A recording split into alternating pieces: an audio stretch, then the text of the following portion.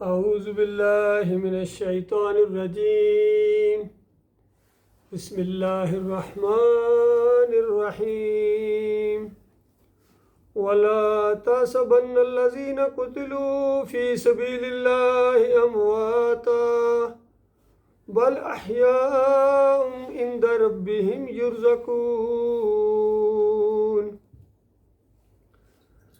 یہ سورہ آل عمران کی ایک آیت ہے۔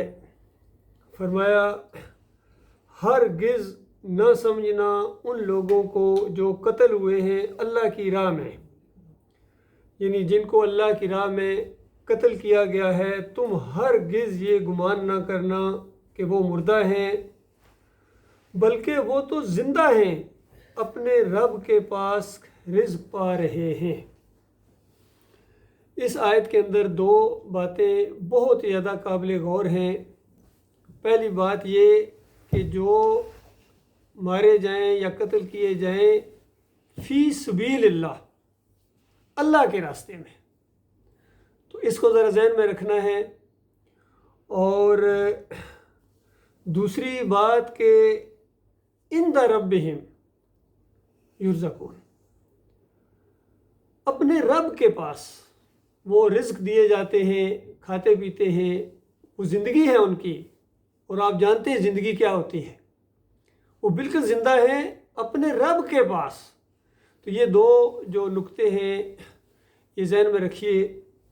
اس سے پہلے جو سورہ نازل ہوئی تھی سورہ البقرہ، مدینے میں جا کے، ابھی آگے جا کے جنگی ماحول بننا تھا، وہاں پہلے مالک نے یہ بتایا وَلَا تَقُولُوا لِمَن يُقْتَلُ فِي سَبِيلِ اللَّهِ أَمْوَاتًا بَلْ أَحْيَاءٌ وَلَٰكِن لَا تَشْعُرُونَ، کہ جو اللہ کے راستے میں قتل کر دیے جائیں ان کو مردہ نہ کہنا، اور یہاں کہا گیا گمان بھی نہ کرنا، اور وہاں کہا گیا ان کو مردہ نہ کہنا، وہ تو زندہ ہیں لیکن تمہیں شعور نہیں ہے، تمہیں نہیں پتا وہ کس طرح کی زندگی ہے۔ اب چونکہ یہ آگے جنگ ہو چکی ہے، جنگ بدر ہو چکی ہے، اب جنگ احد کا معاملہ ہے۔ اب اسی بات کو اللہ تعالیٰ نے ذرا کھول دیا ہے کہ وہ کس طرح زندہ ہے، کہاں زندہ ہے۔ تو یہ حدیث میں آتا ہے کہ مسروق رحمۃ اللہ علیہ ایک تابعی ہیں، انہوں نے عبداللہ بن مسعود رضی اللہ تعالیٰ جو صحابی ہیں اور قرآن کے بہت بڑے قاری ہیں، 4 بندوں کا نام لیا نبی علیہ السلام نے، ان 4 سے قرآن سیکھو۔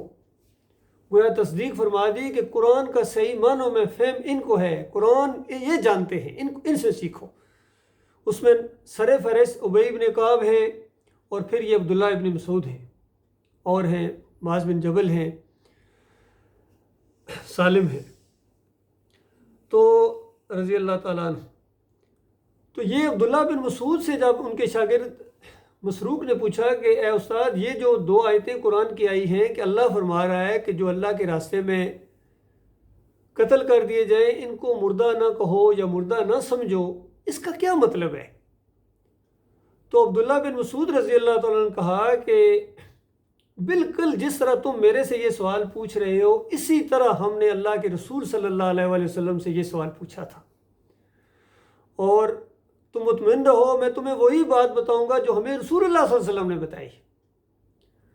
تو عبداللہ بن مسعود نے کہا کہ جب نبی علیہ السلام سے ہم نے پوچھا تو نبی علیہ السلام نے کہا کہ تمہارے وہ بھائی جو احد کے دن شہید ہوئے ہیں، جنتوں میں چلے گئے ہیں، اللہ تعالیٰ نے اپنے عرش سے نیچے جھانک کے اس کی شان کے مطابق ان شہداء سے پوچھا کہ شہداء میرے بندو بتاؤ اور چاہیے جنت میں، تمہاری جنتوں میں اور اضافہ کروں؟ تو سارے شہداء نے کہا کہ یا اللہ تیرے سارے وعدے پورے ہو گئے ہیں، جو دل میں آتا ہے مل جاتا ہے، جو حکم منہ سے نکلتا ہے وہ پورا ہو جاتا ہے، کسی چیز کی ہمیں ضرورت نہیں، تیرے سارے وعدے سچے ہیں، پورے ہیں۔ مالک نے فرمایا نہیں، اور مانگو۔ پھر انہوں نے کہا کہ یا اللہ سب کچھ موجود ہے، اب کیا مانگے؟ مالک نے کہا نہیں، اور مانگو۔ اس طرح مالک کا اصرار بڑھتا جا رہا ہے، مانگو۔ تو شہداء نے کہا کہ مالک کا اصرار بڑھتا جا رہا ہے، اب مانگتے ہیں۔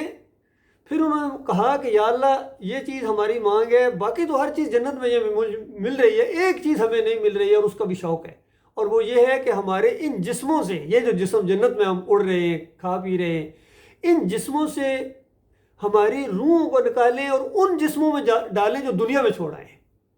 بتائیے شہداء کا بھی کیا عقیدہ ہے، یہ جسم اور ہے، وہ جسم اور ہے، وہ تو کٹے تھے، وہ کٹنے کے بعد ہی ہمیں شہادت ملی تھی، اور ان جسموں کو لوگ دفن کر دیتے ہیں، اور یہ جو ہم جنت میں اڑ رہے ہیں یہ تو دوسرے جسم ہیں۔ ان جسموں سے روح نکالیں، کیونکہ روح نکالنا انسان کے اپنے بس کی بات نہیں ہوتی ہے، یہ اللہ تعالیٰ نکالتا بھی اللہ تعالیٰ ہے، ڈالتا بھی اللہ تعالیٰ ہے، خود نہیں بندہ نکال سکتا۔ تو یہ ایک درخواست کی، اور پھر اللہ تعالیٰ نے ان سے پوچھنا چھوڑ دیا کہ جنت کی بات ہو رہی ہے۔ اور دوسری روایت میں آتا ہے ایک اور صحابی کے بارے میں، عبداللہ رضی اللہ تعالیٰ، انہوں نے بھی جب اسی طرح کی خواہش کا اظہار کیا تو اللہ تعالیٰ نے جواب دیا کہ عبداللہ میرا فیصلہ ہو چکا ہے کہ ادھر سے جو اس دنیا میں ایک دفعہ آ جائے گا اس کو دوبارہ نہیں بھیجا جائے گا۔ تو یہ چیز سامنے آئی کہ جو بھی شہید ہوتا ہے وہ جنت میں زندہ ہوتا ہے۔ حدیث میں الفاظ ہیں احیاء فی الجنہ، جنت کے اندر زندہ ہے۔ اور سورہ یاسین کے اندر بھی اسی طریقے سے جب وہ شہید کیا گیا تو اس کو کیا کہا گیا کہ ادخل الجنہ، جنت میں داخل ہو جا۔ تو وہاں جنت کے اندر جا کے وہ جو باتیں کرتا ہے اللہ تعالیٰ نے وہ باتیں نقل کی ہیں۔ اور یہاں بھی شہدائے احد کے بارے میں بتایا گیا کہ وہ جنت میں زندہ ہیں۔ اور پھر ان جنتیوں نے یہ کہا جب انہوں نے دیکھ لیا کہ اب ہمیں تو واپس نہیں بھیجا جائے گا، یہ اللہ کی ایک سنت ہے، تو انہوں نے یہ کہا کہ اچھا مالک اس طرح کریں کہ ہمارا یہ پیغام ہمارے بھائیوں تک پہنچا دیں، وہ جو دنیا میں ہمارے بھائی ہیں جو ابھی یہاں نہیں آئے ہیں ان تک ہمارا یہ پیغام پہنچا دیں کہ ہم یہاں زندہ ہیں، ہم کھاتے پیتے ہیں، اللہ کے سارے وعدے سچے ثابت ہو گئے۔ اور اس وجہ سے گویا ایک پیغام بھی دیا کہ دنیا میں تم نے پیچھے نہیں ہٹنا، کمزوری نہیں دکھانی اور بہادری سے لڑو۔ تو یہ پیغام اللہ تعالیٰ کا یہ میں کر دوں گا۔ اور اس وجہ سے وہ پیغام گویا ان جنتیوں کا دنیا والوں تک پہنچانے کے لیے یہ آیتیں نازل ہوئی ہیں۔ یہ آیتیں اس لیے نہیں نازل ہوئی ہیں کہ شہیدوں کی قبریں پکی کرو، اوپر چادریں چڑھاؤ، عرس اور میلے کرو، اور یہ آتے جاتے ہیں دنیا میں آ جاتے ہیں۔ اندازہ لگائیے کتنے ہیں لوگوں کو یہ عقیدے ہیں۔ اشرف علی تھانوی صاحب کہتے ہیں کہ میرے دادا ایک قافلے میں شہید ہوئے تھے، قافلے پر حملہ ہوا، اور جو حدیث میں آتا ہے کہ جو اپنی جان کو بچاتے ہوئے مارا جائے وہ بھی شہید ہی ہوتا ہے۔ بات بالکل صحیح حدیث کو پیش کیا۔ اور پھر کہتے ہیں کہ رات کو جنت سے مٹھائی کا ٹوکرا لے کے آ گئے یہاں اپنی دادی کے پاس، میری دادی کے پاس۔ تو اس طرح کے جو عقیدے پھیلائے ہوئے ہیں دنیا والوں نے کہ یہاں آئے ہیں سبز چگوں کے اندر آ گئے تھے، یہ ہو گیا وہ ہو گیا، یہ خالص جھوٹ ہے، قرآن کا انکار ہے، شہداء کے ساتھ گویا مذاق ہے۔ ایک اور حدیث کے اندر آتا ہے نبی علیہ السلام فرماتے ہیں کہ کوئی انسان جس کے حصے میں ذرہ برابر بلائی ہو، ایک عام انسان کی بات ہو رہی ہے جو اس دنیا سے اس دنیا میں جاتا ہے، اگر تھوڑی سی بھی بلائی اس کے حصے میں آ جائے اور پوری دنیا کی بادشاہی دینے کا اللہ اسے وعدہ کرے تو وہ واپس نہیں آنا چاہتا ہے، الا شہید آنا چاہتا ہے۔ اور شہید اس وجہ سے آنا چاہتا ہے کہ دوبارہ اللہ کے راستے میں اور جان لگائے، اور جو پہلی دفعہ وہ استقبال ہوا تھا وہاں جنت کے اندر، وہ پروٹوکول جو ان کو ملی تھی وہ بار بار دوبارہ نہیں ہوتی ہے، اس کا شوق ہے، اور وہ درجات کی اور بلندی ہو جائے اس انداز سے، ان کا یہ شوق ہے، کسی اور کا یہ شوق نہیں ہوتا ہے۔ تو اللہ کے بندوں، پہلی بات تو میں آج آپ کو یہ بیان کرنا چاہتا ہوں کہ شہداء جنتوں میں زندہ ہیں، اور پھر وہاں کیا کچھ ہوتا ہے یہ میں آپ کے سامنے اس پہلے حصے میں بیان کروں گا، اور دوسرے حصے میں یہ چیز بیان کروں گا کہ کون سے لوگ شہید ہوتے ہیں اللہ کی راہ میں، اور کون سے نقلی شہید ہیں، بنسبتی شہید ہیں، کیونکہ ہر طرف آج کل یہ جو جنگوں کا دور ہے، اس سے پہلے بھی فلاں شہید ہو گئے جی، یہ شہید ہو گئے، وہ شہید ہو گئے جی، سارے لگے ہوئے، ہر گروہ ہر علاقہ اپنے اپنے جو بھی مارے جاتے ہیں اپنے اپنے گروہ کے اندر، اپنی بھی جماعتوں کے اندر، اپنے اپنے ملکوں کے اندر سارے لگے ہوئے شہید ہوئے۔ کئی دفعہ جھگڑا پڑ جاتا ہے، ایک ملک والا کہتا ہے ہمارے شہید ہیں، دوسرا کہتا ہے ہمارے شہید ہیں، تو اس طرح کا ایک جھگڑا ہے۔ تو قرآن کی روشنی میں بتایا جائے گا اصلی شہید کون سے ہیں، اور اللہ کے راستے کے شہید جو ہوتے ہیں وہ جنتوں میں جاتے ہیں۔ باقی دوسرے ہر ایک اپنے راستے میں، اپنی جماعت کے راستے میں، مسلک کے راستے میں، ملک کے راستے میں، قوم کے راستے میں، اور ایک ان میں اللہ کے راستے میں بھی ہے۔ نبی علیہ السلام سے پوچھا گیا، خود ہجے کر کے پوچھا گیا کہ یا رسول اللہ کچھ لوگ ہوتے ہیں اپنی بہادری کے لیے لڑتے ہیں، کچھ لوگ ہوتے ہیں اپنے علاقے کے لیے لڑتے ہیں، کچھ لوگ ہوتے ہیں مال کے لیے لڑتے ہیں، تو اللہ کے راستے کا کون مجاہد ہے اور شہید اللہ کے راستے کا کون سا شہید ہے؟ تو نبی علیہ السلام نے فرمایا جو اللہ کا کلمہ بلند کرنے کے لیے لڑتا ہے وہ اللہ کے راستے کا مجاہد ہے، اور وہ جو مارا جاتا ہے وہ شہید ہوتا ہے۔ اللہ کا کلمہ بلند کرنے کے لیے، اللہ کی توحید بلند کرنے کے لیے، اور اس کا ایک پورا نمونہ ہمارے سامنے موجود ہے۔ اللہ کے آخری رسول محمد صلی اللہ علیہ وسلم کی زندگی اور صحابہ اکرام کی زندگیاں اور تابعین اور تبع تابعین کی جو زندگیاں تھیں، یہ ساری کی ساری جہاد کی زندگیاں ہیں، مجاہدوں کی زندگیاں ہیں، اور جو اس دور میں جنگوں میں مرے ہیں اس راستے کے اندر، وہ اللہ کے راستے کے شہید ہیں۔ تو فرمایا یہ اللہ کے پاس زندہ ہے، کھا پی رہے ہیں، پھر روایتوں میں آتا ہے جنت کی نہروں پر آنا جانا انہوں نے شروع کر دیا، اڑنے والے جسم ملتے ہیں ان کو، فرشتوں کے ساتھ اڑتے ہیں، اور پھر عرش الہی کے نیچے بڑے بڑے محلات ہیں سونے کے، ان کے اندر بسیرا کرتے ہیں، ان کے اندر ان کے رہائشیں ہیں۔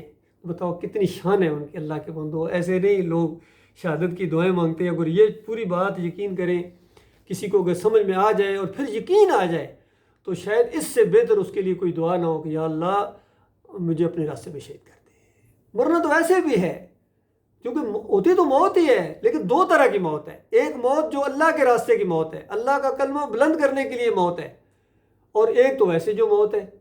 تو عام جو مومن مرتے ہیں ان کو وہاں اوپر برزخ میں صبح شام بٹھایا جاتا ہے، جنت دکھائی جاتی ہے، جہنم بھی دکھائی جاتی ہے کہ اگر تم مومن نہ ہوتے تو اس جہنم میں تم نے آنا تھا، اب تم چونکہ مومن مرے ہو تم نے یہ جنت تمہیں اللہ تعالیٰ دے گا قیامت کے دن۔ اور وہ کہتا ہے یا اللہ قیامت جلدی ہے، قیامت جلدی ہے۔ اور کافر مشرک جو ہوتے ہیں ان کو بھی دونوں ٹھکانے دکھائے جاتے ہیں، ایک جنت دکھائی جاتی ہے کہ اگر تم مومن ہوتے تو یہ تمہارا ٹھکانہ تھا، اب تم کافر مشرک مرے ہو، پھر جہنم دکھائی جاتی ہے کہ یہ تمہارا جہنم ٹھکانہ ہے، تم ابھی یہاں چیخ رہے ہو، ابھی تو بہت کم ہے اس کے مقابلے میں، یہ قیامت کے دن تمہیں اس شدید عذاب کے اندر ڈالا جائے گا۔ تو وہ کہتا ہے یا اللہ قیامت نہ آئے، یا اللہ قیامت نہ آئے۔ تو یاد رکھیے مرنے کے بعد ان قبروں کے اندر کوئی بھی زندہ نہیں ہے، نہ کافر مشرک زندہ ہے، نہ مومن زندہ ہے، نہ شہید ان قبروں کے اندر نہیں، بلکہ شہداء اور انبیاء جنتوں میں زندہ ہے۔ یہ عقیدہ ہے، یہ قرآن کا عقیدہ ہے۔ فرمایا وہاں پہنچنے کے بعد فرحین بما آتاہم اللہ، فرحین خوشیاں منا رہے ہیں وہ جنت میں پہنچنے کے بعد، بہت زیادہ خوش ہیں جو کچھ اللہ تعالیٰ نے ان کو عطا کیا ہے، من فضل، اپنے فضل و کرم سے دیا ہے، اللہ نے ان کے اوپر رحم کیا ہے، کیونکہ اللہ کے راستے کے مجاہد تھے، انہوں نے ایمان کو مانا ہے، توحید کو مانا ہے، نبی کا ساتھ دیا ہے، اور اس اللہ کے کلمے کو بلند کرنے کے لیے انہوں نے جان کی گویا آخری بازی لگا دی ہے، گویا مہر لگا دی، انہوں نے اپنی جان دے کے اس بات کو ثابت کیا ہے کہ اللہ کے علاوہ کوئی معبود نہیں ہے، اللہ کے علاوہ کوئی داتا، کوئی دستگیر، کوئی مشکل کشا، کوئی حاجت روا، کوئی غریب نواز نہیں ہے، کوئی پکارنے کے لائق ہی نہیں ہے، تو پھر وہ کیوں پکاریں گے اللہ کے علاوہ کسی اور کو؟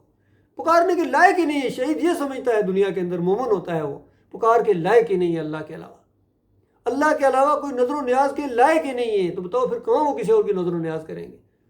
اللہ کے علاوہ کوئی واسطے وسیلے کے لائق نہیں ہے، کوئی بھروسے کے لائق نہیں ہے، کوئی توکل کے لائق نہیں ہے، اور اللہ کے دین اسلام کے علاوہ سارے دین باطل ہیں، وہ کسی اور دین کو مانتے ہی نہیں ہیں، بلکہ انہوں نے تو جان دی ہے اللہ کے دین اسلام کے علاوہ باقی سارے ادھیان باطل کا کلا کما کرنے کے لیے، ان کا جھنڈے نیچے کرنے کے لیے انہوں نے زور لگایا ہے۔ عمر بن خطاب رضی اللہ تعالیٰ دعا بھی دیا کرتے تھے اور یاد کیا کرتے تھے خالد بن ولید رضی اللہ تعالیٰ کو کہ خالد اللہ اس کے اوپر رحم کرے، اس نے پوری زندگی جنگیں لڑی ہیں کہ باطل کا کلمہ نیچے اور اللہ کا کلمہ بلند ہو، اس انداز سے۔ فرمایا جو کچھ اللہ تعالیٰ نے ان کو دیا ہے اپنے فضل و کرم سے اس پر خوشیاں منا رہے ہیں، خوش ہیں۔ وَيَسْتَبْشِرُونَ بِالَّذِينَ لَمْ يَلْحَقُوا بِهِمْ، دیکھو کتنا سادہ یہ قرآن کے الفاظ ہیں اور کتنا سادہ معنی اور مفہوم ہے۔ خود بھی خوش ہیں اور خوشیاں منا رہے ہیں اپنے ان بھائیوں کے لیے جو ابھی ان سے نہیں ملے ہیں، کیونکہ یہ تو جنتوں میں ہیں، وہ بھی دنیا میں ہیں، ابھی ان تک تو نہیں پہنچے، وہ جب وہ وہاں شہید ہوں گے پھر وہاں پہنچیں گے، ان کے لیے بھی خوشیاں منا رہے ہیں۔ کیا کہہ رہے ہیں؟ یعنی من خلفہم، جو ان کے پیچھے رہ گئے ہیں ان کے لیے بھی خوشیاں منا رہے ہیں۔ کس وجہ سے؟ الا خوف علیہم، کہ ان کے اوپر بھی کسی قسم کا کوئی غم اور پریشانی نہیں ہے، کوئی ان کے لیے آگے آ کے کوئی غم پریشانیاں نہیں ہوں گی۔ ولا ہم یحزنون، اور ذرا برابر ان کے لیے کوئی غمگین نہیں ہوں گے۔ اور یستبشرون بنعمت من اللہ و فضل، اور بالکل مطمئن ہے اللہ کے انعامات کی جو بارش ان کے اوپر ہو رہی ہے اور اس کے فضل کو دیکھ کر، اور سب کچھ ان کو جو ملا ہے اس کی خوشیاں منا رہے ہیں، اور اپنے آنے والے بھائیوں کے لیے بھی وہ مطمئن ہیں یہ کہ ان اللہ لا یضیع اجر المومنین، کہ اللہ تعالیٰ مومنوں کے اجر کو، مومنوں کے بدلے کو، مومنوں کی کوششوں کو ضائع نہیں کرتا ہے۔ یعنی ان کو یقین آ جائے کہ ہمارا جو کچھ یہاں اللہ کے راستے میں لگ رہا ہے، ایک ایک لمحہ، ایک ایک لفظ یہ ضائع ہونے والا نہیں ہے، یہ بالکل بڑھا چڑھا کے اللہ تعالیٰ ان کو اجر دے گا۔ یہ تو اس بیان کا پہلا حصہ ہے کہ جو شہداء ہوتے ہیں وہ کہاں ہوتے ہیں، یعنی جنتوں میں ہوتے ہیں، اور جنتوں کے اندر بے شمار درجات ہیں، بہت زیادہ درجات ہیں جنتوں کے اندر۔ نبی علیہ السلام نے فرمایا جنت سے اوپر جنت کے 100 درجے ہیں، اور ہر درجے کے درمیان اتنا فاصلہ ہے جتنا زمین اور آسمان کا۔ ذرا تصور کریں، یعنی ایک درجہ زمین اور آسمان جتنا پہلا درجہ، پھر اوپر دوسرا درجہ، پھر تیسرا درجہ، اور پھر ہر درجے کے اندر مزید درجات ہیں۔ تو یہ مجاہدین کے لیے اللہ تعالیٰ نے درجے رکھے، جو جتنی محنت کرے گا، جو جتنا جہاد کرے گا۔ اور جہاد یہ ہوتا ہے کہ آپ جب اللہ کے دین کو بیان کرتے ہیں، تبلیغ کرتے ہیں، لوگوں کو توحید کا درس دیتے ہیں، شرک کا رد کرتے ہیں جب آپ، تو لوگ آپ کی مخالفت کریں گے۔ جب لوگ آپ کی مخالفت کریں گے تو اس مخالفت کا جو مقابلہ کیا جاتا ہے اس کو جہاد کہتے ہیں۔ اس مخالفت کا مقابلہ کرنا ہے، اس کو جہاد کہتے ہیں۔ ہر دور کے اندر یہ ہوا ہے، اور اللہ تعالیٰ قیامت تک اس چیز کو جاری رکھے گا۔ جو بھی اللہ پر ایمان لائے گا اور پھر ایمان کے بعد اللہ کے راستے میں کوشش کرے گا، آگے بڑھے گا، درجات اس کے اپنے، یہ اس کا اپنا معاملہ ہے۔ اب دوسرا مسئلہ یہ ہے جو آج ہر طرف یہ شہید کی پکار لگی ہوئی ہے، ان کے عقیدے کے اندر خرابی ہے، ان کی عظیم اکثریت کے عقیدے کے اندر خرابی ہے۔ چاہے ان کے نام شہید پڑ گئے ہوں، شاہ اسماعیل شہید، کتنا بڑا نام ہے، کتنا بڑا جہاد بھی انہوں نے کیا ہے، اس میں کوئی شک نہیں ہے، لیکن عقیدے کیا ہے؟ ان کی کتاب پڑھیے، تقویۃ الایمان کے اندر لکھتے ہیں کہ اگر کوئی بندہ اس طرح دعا مانگے کہ اے عبد القادر جیلانی اللہ کے واسطے دے کچھ ہمیں تھوڑا سا، دوسرے لوگ مانگ رہے تھے، یہ جو بریلوی لوگ ہیں یا سنی جنہیں کہتے ہیں، یہ چونکہ براہ راست پکارتے ہیں یا عبد القادر جیلانی دے ہمیں، المدد یا غوث المدد، اس طرح کی پکارے لگاتے ہیں۔ جس طرح خادم حسین رضوی ہیں، ان کے سارا گروپ ہے، طاہر القادری ہیں، اور جتنے بھی اعلیٰ حضرت ہیں، یہ سارے یہ پکارے لگاتے ہیں آج۔ تو شاہ اسماعیل شہید صاحب کہتے ہیں کہ اس طرح پکارنا براہ راست یہ تو مناسب نہیں ہے، لیکن اگر اس طرح کوئی پکارے کہ اے اللہ شیئن للہ، یعنی عبد القادر جیلانی کو براہ راست نہیں پکارنا ہے بلکہ اللہ تعالیٰ کو پکارو اس طریقے کے کہ عبد القادر جیلانی کی وجہ سے ہمیں دے، تو یہ بالکل جائز ہے۔ ایک شرک کا رد کر کے دوسرے شرک کا، جو اس سے بھی بڑا گویا شرک ہے، اس کو انہوں نے تقویت پہنچائی ہے۔ تو اللہ کے بندو، اس کو کہتے ہیں شرک۔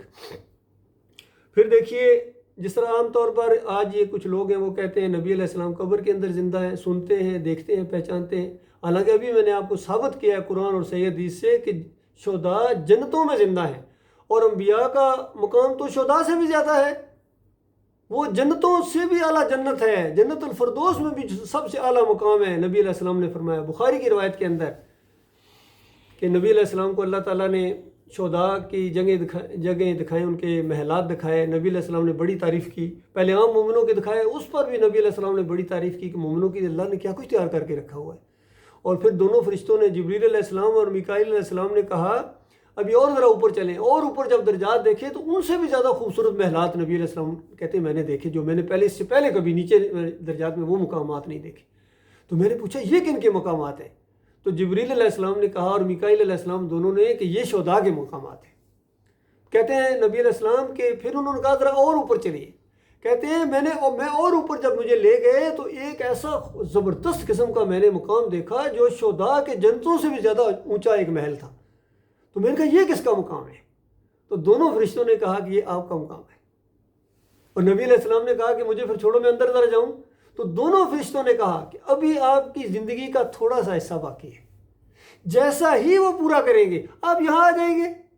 تو بتائیے کتنی سادہ باتیں، اس میں کون سی گرامر ہے، کون سی اس میں راکٹ سائنس ہے جو سمجھ میں نہیں آتی ہے۔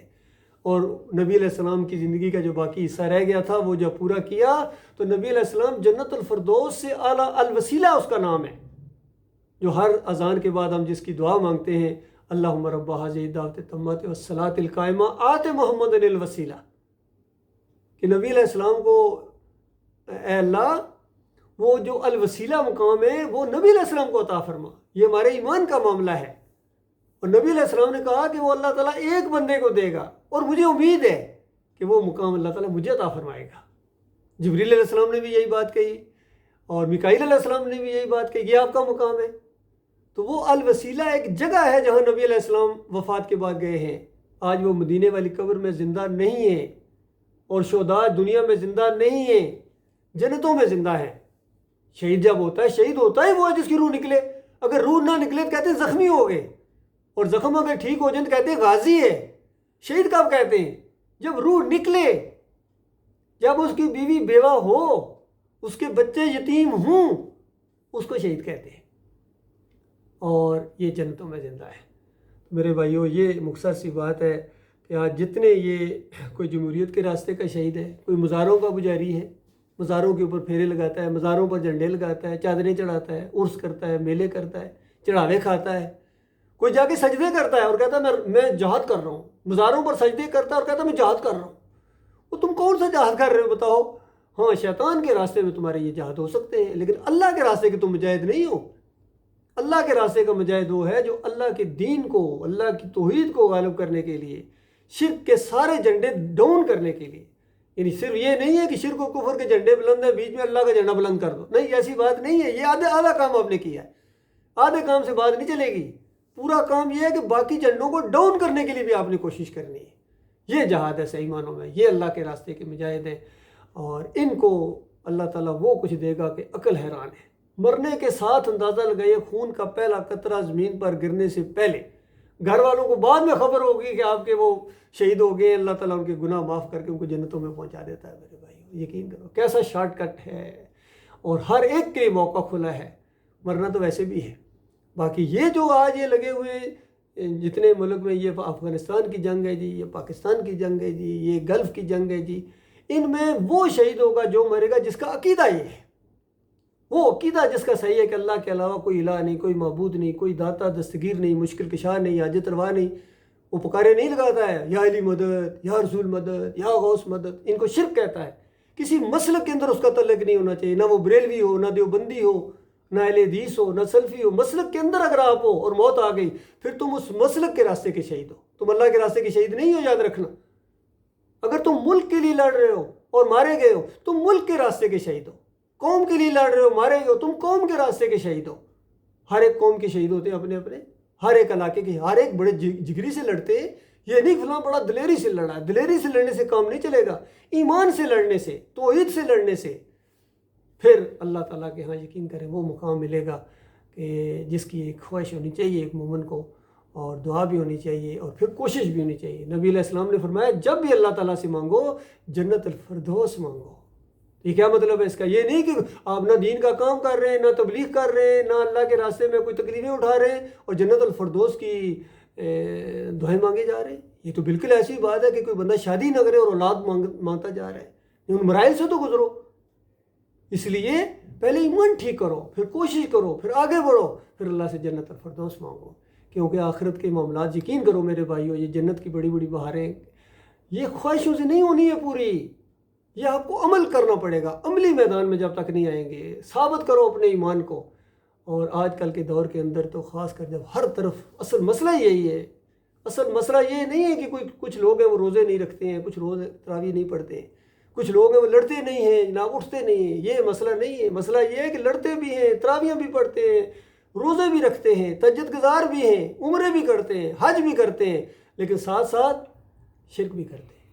اور قرآن کی وہ بات پوری طرح ان کے اوپر فٹ آ گئی، وَمَا يُؤْمِنُ أَكْثَرُهُم بِاللَّهِ إِلَّا وَهُم مُشْرِكُونَ۔ اکثریت انسانوں کی اس طرح ایمان لاتی ہے کہ ساتھ ساتھ شرک بھی کرتی ہے۔ یاد رکھنا، شرک کے ساتھ اگر آپ کی موت آ گئی، پوری دنیا کے علماء آپ کو شہید کہیں، پوری دنیا اکٹھی ہو کے آپ کا جنازہ پڑھے، پوری دنیا کے پھول آپ کی قبر کے اوپر نشاور کر دیے جائیں، آپ جنت کی خوشبو تک نہیں پا سکیں گے۔ یہ اللہ کی کتاب کا آخری فیصلہ ہے۔ اور اگر ایمان صحیح ہے، کسی ایسی جگہ آپ شہید ہو گئے، کوئی آپ کو دفنانے والا بھی نہیں ہے، تو اللہ کے ہاں جنت الفردوس میں آپ پہنچ جائیں گے میرے بھائیوں۔ لہذا میرا سارے لوگوں سے، خاص کر جتنے یہ آج کا جنگیں لڑ رہے لوگ، فوجی لوگ ہیں، چاہے پاکستان کے فوجی ہوں، افغانستان کے ہوں، ایران کے ہوں، جہاں کے بھی ہوں، جہاں کے بھی، ان کو میرا یہی کہنا ہے کہ اللہ کے بندو ایمان اپنا درست کر لو، اپنے ایمان کے اندر شرک کی ملاوٹ نہ کرو۔ اور کیا جاتا ہے، کتنی دیر جاتی ہے، ایک لمحے، چند منٹ بھی نہیں لگتے ہیں، چند سیکنڈ کا معاملہ ہے، جب احساس ہو جائے اللہ سے معافی مانگو، اسی لمحے اللہ تعالیٰ معاف کر دیتا ہے۔ ایسا رب ہے، کوئی کورس کرنے کی ضرورت نہیں ہے کہ کتنی کتابیں پڑھو گے تو پھر جا کے یہ مسئلہ سمجھ آئے گا۔ چند لمحوں کے اندر کہہ دو اللہ تو داتا ہے، تو دستگیر ہے۔ باٹی والا داتا نہیں ہے، علی رضی اللہ عنہ مشکل کشا نہیں ہے، نبی علیہ السلام جولیاں نہیں بھرتے ہیں، بغداد والا غوث نہیں ہے، ان کی نظر و نیاز نہیں ہے، ان کی گیروی نہیں کرنی ہے، ان کے کیک نہیں کاٹنے ہیں، ان کی نظر و نیازیں نہیں کرنی ہے، پکاریں نہیں لگانی ہیں، ان کے گنبد نہیں بنانے ہیں، مزار نہیں بنانے ہیں۔ ان مزاروں کو اسی طرح ڈانا پڑے گا جس طرح بتوں کو توڑا جاتا ہے اللہ کے بندوں۔ نبی علیہ السلام نے فرمایا قبروں کو کچا رکھو، ان کے اوپر عمارت نہ بنے، ان کے اوپر گنبد نہ بنے، مجاور بن کر نہ بیٹھو، یہ سب کچھ کرنا پڑے گا۔